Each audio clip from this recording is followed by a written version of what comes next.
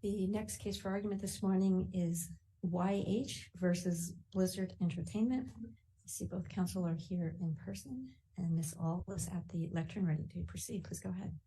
Good morning, Your Honors. May it please the court, Ashley Aul for Appellant Blizzard Entertainment. We're here because the district court did not follow the correct framework when analyzing Blizzard's motion to compel arbitration. And if she had applied the correct framework, she would have had to grant the motion. I know the court has questions about Article 3 standing and the pleading. If you'll permit me, I'm going to start with the arbitration issues, but I will, of course, address the court's question. The key error that the district court committed was not following the steps properly that are required when analyzing a motion to compel arbitration. The first step is to look to see if there is a contract that requires arbitration. There was here. It was the contract between YH's father, whom I'll call Mr. Harris, and Blizzard. Under California law, Mr. Harris was entitled to agree on behalf of his daughter to various provisions of that agreement. In this case, that agreement explicitly recognized that he could let a child use the platform. And if he did, that he was agreeing to the provisions on behalf of not just himself, but also the child. Under California law, I think there are at least two ways in which that binds her as a third-party beneficiary or under the special relationship test. Regardless, she's covered by that agreement. And so the district court should have concluded that there was an agreement to arbitrate. That gets to the second question, which is there a delegation clause? Again, the answer here is yes, there was a delegation clause. And as a result, under the Supreme Court's precedent, any questions about whether or not this particular dispute fell within the scope of arbitration, whether or not the contract as a whole was valid, should have itself gone to the arbitrator. Instead of analyzing the questions in that order, the district court essentially skipped over them to a kind of enforceability question under disaffirmation under California law. Our position is that doesn't apply at all because we're talking about a contract between Mr. Harris and Blizzard with respect to arbitration. But regardless, as the Sixth and Seventh Circuits have concluded, even that question, if presented in a case where the individual minor was the contractor, that question still goes to an arbitrator if there is a delegation clause. In sum, because the district court did not follow that framework and did not follow the steps the Supreme Court requires in the right order, she reached the wrong conclusion, and we would ask the court to reverse. If the court has no questions about that, I can. Well, I do. I have some questions about the contract at issue. So there's an end user license agreement that YH's father presumably clicked on a box and agreed to when he started his BattleNet account or something along those lines. I may not have the correct name for the account. And I read YH's brief and reply brief to be somewhat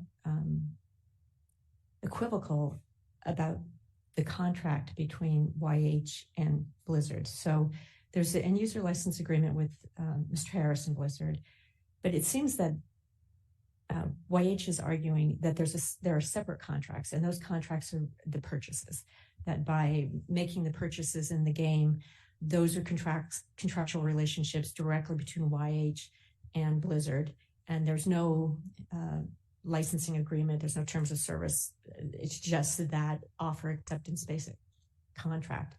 So can that be the basis of the contracted issue? And if so, then there's no arbitration agreement. So her claim may be structured exactly the way you articulated, which is to say it's about these individual transactions. It doesn't matter for purposes of the arbitration question. The reason it doesn't matter is because the EULA, which includes the arbitration provision, explicitly applies to all uses of the account.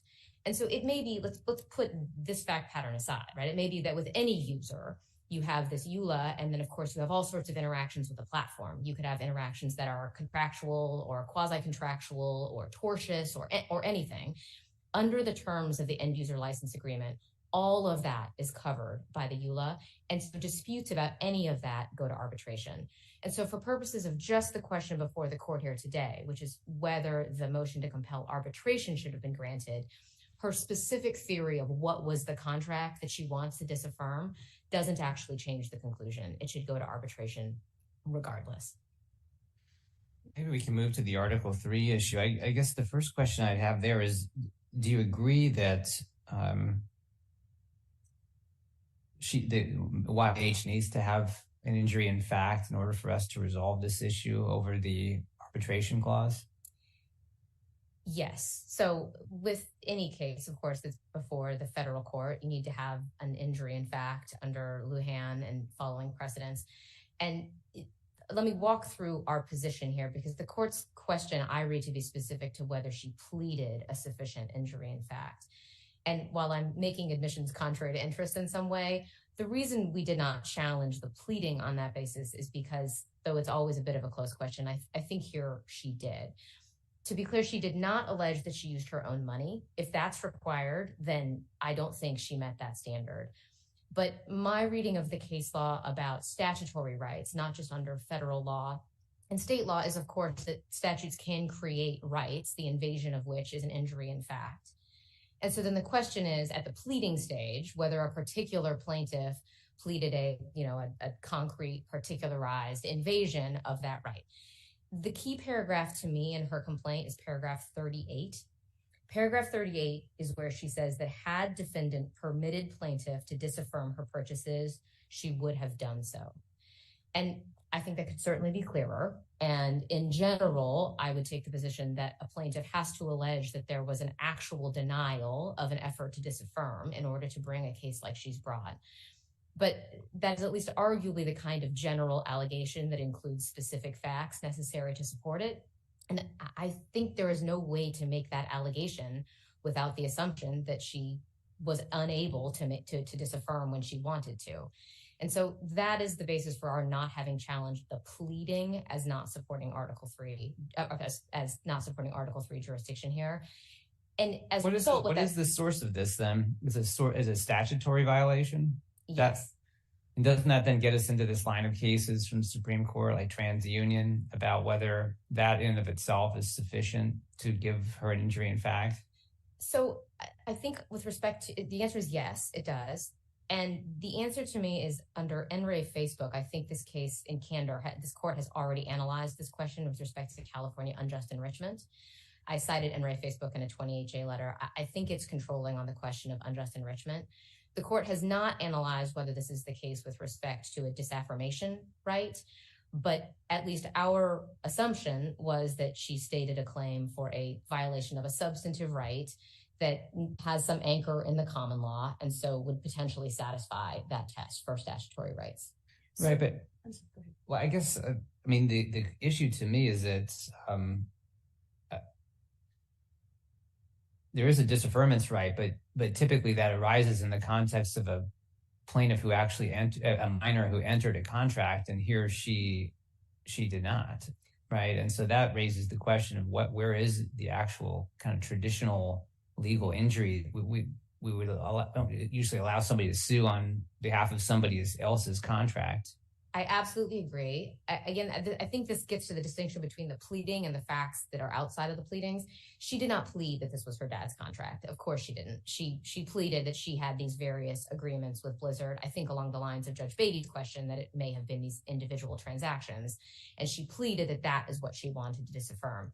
If she had pleaded what the facts actually are, which is that it was her father's contract, then I agree with you. There would have been no injury from the outset and no basis to proceed. But there's no terms of service. Isn't that where, when I read their complaint, I thought they were suggesting that this violation of the right to disaffirm was because Blizzard had said so. You can't get a refund in the terms of service in the EULA. But there are no terms of service with respect to these individual transactions, assuming that those are the contracts at issue. So it seems like we're chasing our tail here. How does that become a statutory injury that she did not have any contract that said she couldn't get a refund?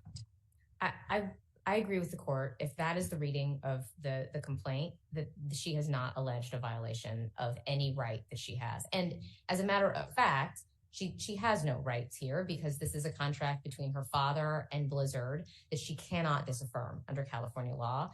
And so I will not disagree with the court that if that is her theory, then there is not enough to support it and there's no violation of the statute. That said, the reason we had not challenged it was because we had read her complaint as claiming some concrete violation of her disaffirmation rights. But you did raise it in your reply brief. That's where this all started. There was no motion in the district court. In fact, the motion in the district court was based on mootness.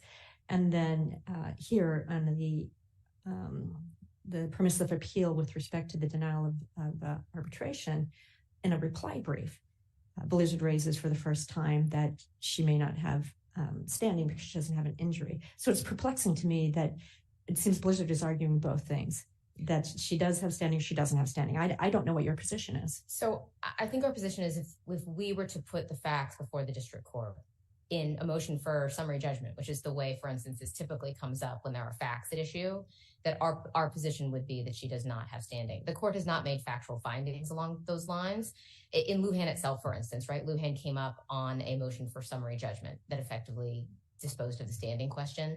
We have not brought such a motion. And so while we flagged these facts in our reply brief as something that I think casts doubt on whether or not she has standing here, that is not something that is, I will confess, it has not been developed in the district court. And so there aren't factual findings to support it right now. So would that suggest that we should remand this to the district court to develop a record on whether she has standing? So that's a difficult question for me to answer given the posture of this case. And I ultimately think the right answer is that on the record before the court now, I think she has adequately pleaded that she has standing. And of course, I'll have to let plaintiff's counsel really support that proposition, but we had not challenged it based on our reading that she had adequately pleaded it. There are not factual findings in the district court that would defeat it at this point. And in the meantime, we moved to push this to the correct forum, which is arbitration. And so I don't think it is apparent on the current factual record that she does not have standing. And so I think the court was required to grant a motion. I guess I'm curious, what more facts do you think we would need? I mean, we have the law on disaffirmance. We have a contract. It's not entered by her, right? What more do you think is out there that needs to be discovered? I don't think there is anything, Your Honor.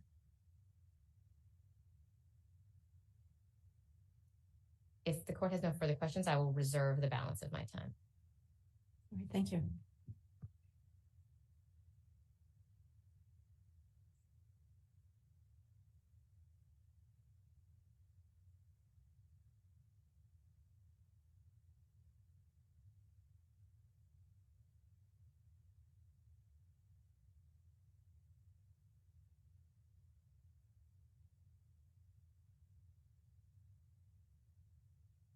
Good morning, Your Honors, and may it please the court. Eugene Turin here on behalf of Plaintiff Appellee. And I'd like to first start by addressing the court's questions regarding Article 3 standing. And we would agree with counsel for defendant appellant that there's clearly an Article 3 injury here. One, as the court in IB versus Facebook found, there's an actual controversy over minors' right to disaffirmance of purchases, in addition to her claims under the UCL. But I would encourage this court to look a little bit further, and the facts in the complaint state that it was the plaintiff who made the purchases. It was the plaintiff who was using the account to make the purchases. She made the purchases without her father's permission. So she is the actual purchaser of these card packs. I would point this court to a very different but similar line of cases involving civil forfeiture, where a party challenging civil forfeiture has to allege sufficiently that they have standing in the property that is being seized. And so, for example, the First Circuit in United States versus Union Bank for Savings and Investment, 487 F.3D8, it noted that even though the party challenging the forfeiture was not the quote-unquote statutory owner of the funds, it quote-unquote exercised full dominion and control over the bank account such that there was Article 3 standing.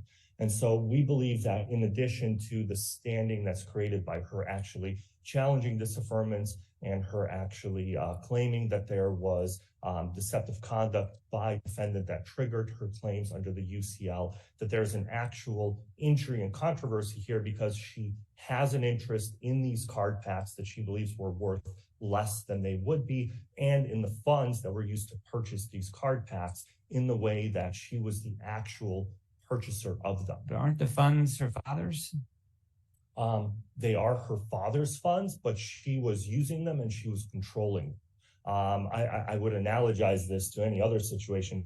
If someone walks into Best Buy and purchases a TV, I don't think anyone would say that their wife was the purchaser of the TV just because it was her credit card. So what contract is she disaffirming? The contract for the purchases, Your Honor. So these individual transactions, these are the contracted issue. Well, it's two parts, Your Honor. In terms of the complaint and the pleadings, yes, it's the individual purchases. For the purposes of the defendant's motion to compel arbitration, as the California district courts are clear and the California appellate courts are clear, that disaffirmance, it can't be limited to just the purchases. It's a total disaffirmance that necessarily has to include any other contract. So her father's contract. So you're saying she has a right to disaffirm her father's contract with Blizzard? Well, Your Honor, we would actually say that, so our argument is based on rebuttal that in response to the defendant's argument that there's even supposedly a contract that binds her by her father. Now, if we take a step back from that, I would actually like to point out that defendant never actually argued in its opening brief that plaintiff was bound to the EULA because the father agreed to it on her behalf. In fact, what they argued was that the father cannot disaffirm the contract based on the plaintiff's disaffirmance. And in fact, the opening brief stated that, quote unquote, this case does not require the court to wrestle with implications of plaintiff's argument that section 6710 allows minors to disaffirm. That's the opening brief at 20. So defendants have not actually properly raised the argument that plaintiff is even bound to the EULA because the father agreed to it on her behalf. And the California appellate court in Berg versus Traylor is in agreement with that, and that's where our argument on disaffirmance comes in, because the California appellate court in Berg versus Traylor was clear that a plaintiff can disaffirm a contract that was entered into on her behalf. How do you deal with, there's lots of California cases, right? I'm looking at one of them. A minor's statutory power to disaffirm a contract does not apply to contracts between adults. And is therefore not controlling on the question of a parent's power to bind his child to arbitrate by entering into a contract of which the child is a third-party beneficiary. Why wouldn't that be this case? Your Honor, may I ask if, are you reading the Hohe versus San Diego case? I'm looking at Berg. Well, so Berg pointed out there are specific instances where there are policy considerations that bar disaffirmance. One of those, for example, is the one that raised in Hohe, which involves a release of liability. Others are specific policy concerns, for example, a parent's provision of medical services for their child. And so the California appellate courts do agree that there are particular circumstances where a minor cannot disaffirm a contract entered into on their behalf by a parent, but those are discrete instances that are covered by discrete cases. Can I ask you, limited to those. Can we go back to the standing question for a moment? Yes, Your Honor. So I heard you, I think, had kind of two positions on this. One was there was a sort of injury to her statutory right to disaffirm, right? The other was essentially that she perhaps had an interest in the funds that were paid because she's a member of the family. Is that fair? I think we would argue that it's not just an interest in the funds because she was a member of the family, but because she actually exercised control over those funds. And we would also argue that there's an interest in the actual underlying property itself, because plaintiff does allege that the card packs were worthless. And so she's seeking to have those card packs to disaffirm them and have them returned. And so we would argue that there's two individual bases for that injury. Do both of those fall back on where the Supreme Court is taking us in TransUnion to ask, are these traditional kinds of injuries that you can vindicate in court? Your Honor, I think we would argue that TransUnion is different because that was looking at a very specific statutory violation. And it was an issue of, is there a sufficient connection to a traditional injury? We would argue here, there's no question that there's a connection to a traditional injury. Someone made a purchase of something that they want to return because they don't think it's worth what they paid for it. I mean, it's traditional deceptive conduct that. Right, but there's something kind of artificial about this case, right? Which is that the father obviously was injured by the allegations of the complaint. He was injured. He could have been suing. You obviously have some reasons for not wanting to have him as the named plaintiff, but that's what's creating so many of the complexities in the case. Well, Your Honor, we would argue that it would be odd for the father to be suing when he wasn't the one using the account. He wasn't the one pressing the purchase button. He wasn't the one being deceived by the presentations. No, but he's the one who lost money. That's his dollars and cents. Oh. I mean, he signed an arbitration agreement that has a class arbitration waiver, so I can understand why there may be some strategic reasons why it would be better if the daughter could come in and disaffirm all of that. But that's what's, I think, creating the tension in this case. Your Honor, that may be the case, but I don't think that the father, for example, could plead a UCL claim because he wasn't the one subject to deceptive conduct. So setting that aside for a moment, I think the fundamental question for me is the nature of the contract, which contracts are at issue, and it's still about clear as mud at this point. So your complaint is very equivocal. Any contract that may exist, there may have been a contract. When I ask you, what contract was she disaffirming? Where was her right to disaffirmance violated? I don't think you answered my question. You started talking about the EULA and the father's contract with Blizzard. But the only contract she has, assuming that she's not bound by her father entering a contract that says it binds minors in my household who I allow to use this account. So the only other contracts potentially at play are these individual transactions, which have no provision that she can't get a refund. I don't know how the terms of service come into play and how that becomes a violation of her statutory rights of disaffirmance. Well, Your Honor, and I apologize for not answering your question directly.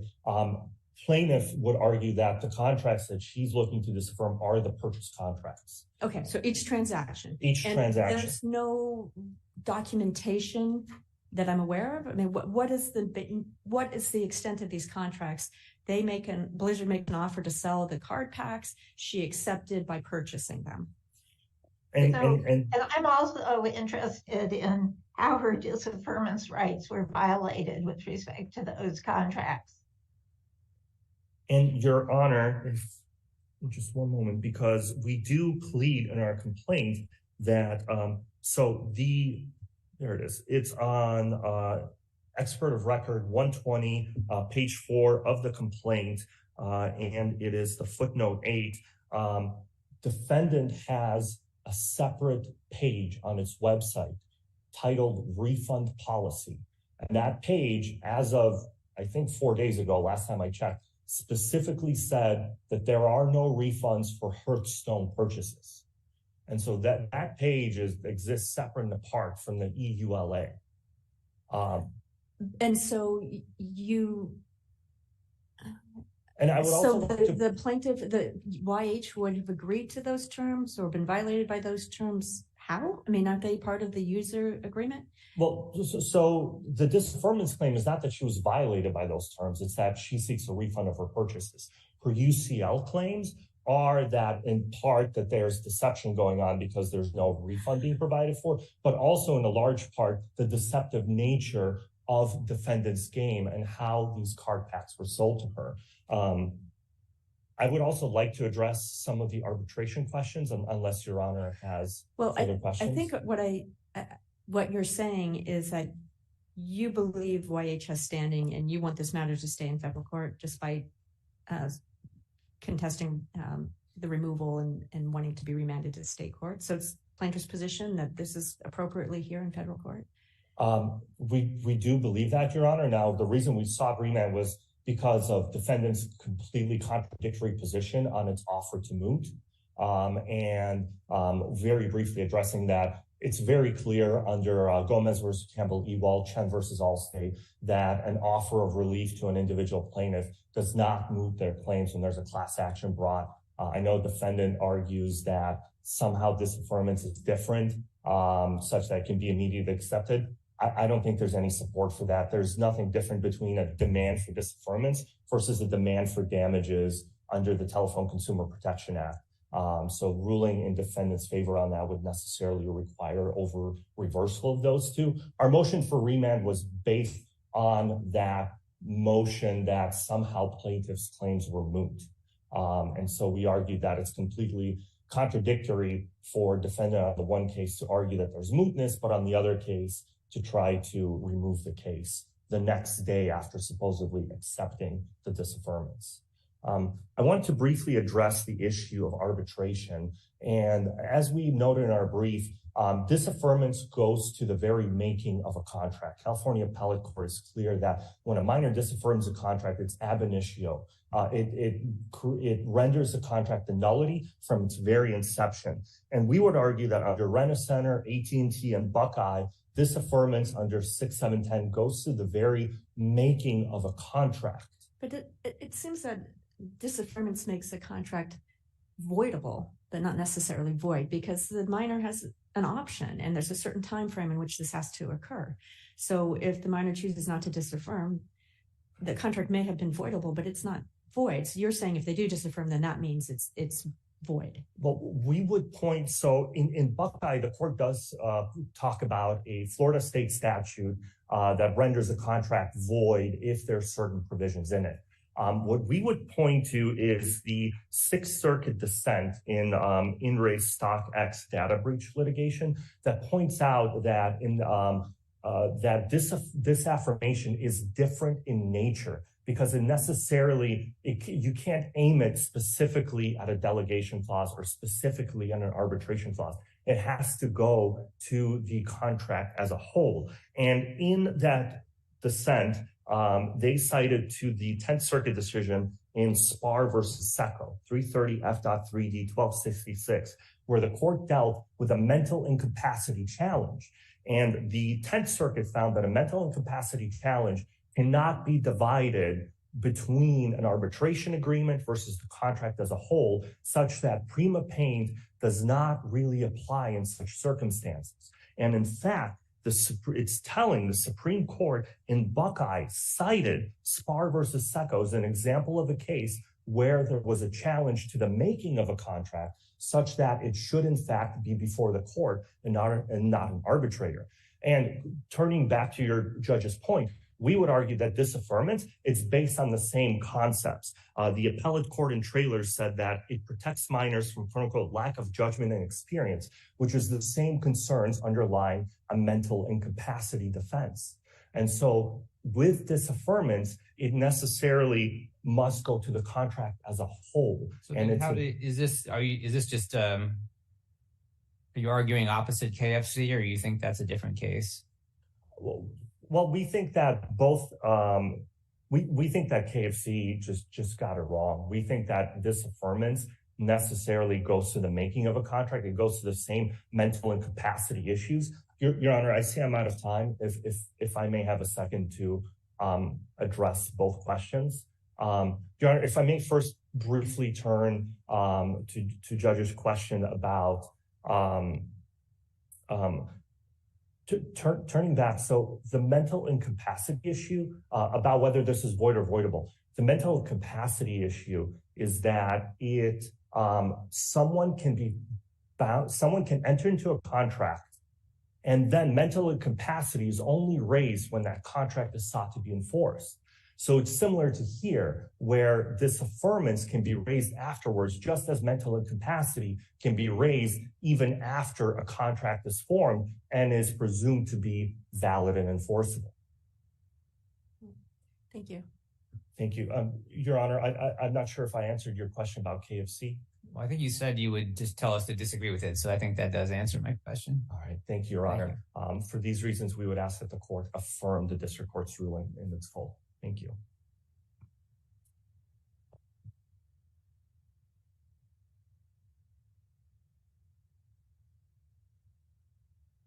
Thank you, Your Honors. To just start with the procedural point, the order denying the motion to compel arbitration can't stand regardless of which path this court takes today. So if the court reaches the arbitration question, it should be reversed. If the court ultimately concludes that there's a standing problem, it should be vacated. And so there's no universe in our view in which that order, which was incorrect, should stand. On the arbitration question, I want to just walk through what I think plaintiff's theory is, as he just clarified it right now. Even if the theory is that the contracts at issue that he wants to disaffirm on the merits are the individual purchase contracts for card packs, that does not change the analysis for arbitration. The court still asks, was there an agreement to arbitrate? There was. It was Mr. Harris's agreement with Blizzard. The court then asked, is there a delegation provision? There is. If so, all questions about the validity of the overall contract and its enforceability, those all go to the arbitrator.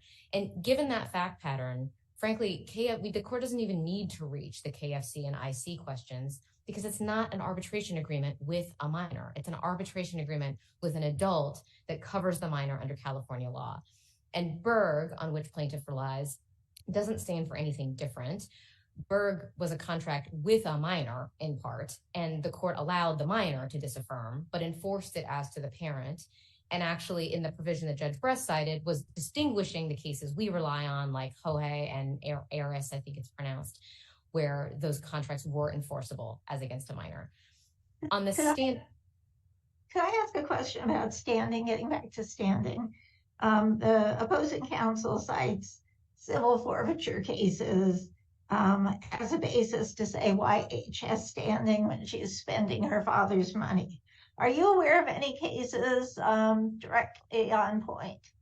I'm not, Your Honor. I certainly know. I will provide a qualifier that under the California UCL, you definitely have to allege that it was your own property that was harmed. I don't think her allegations here would be sufficient under the California UCL, which is why, to me, the question is about whether she ultimately pleaded some sort of statutory violation that is sufficient to confer standing. Because if the question is whether she has to have lost her own property, she clearly does not plead that.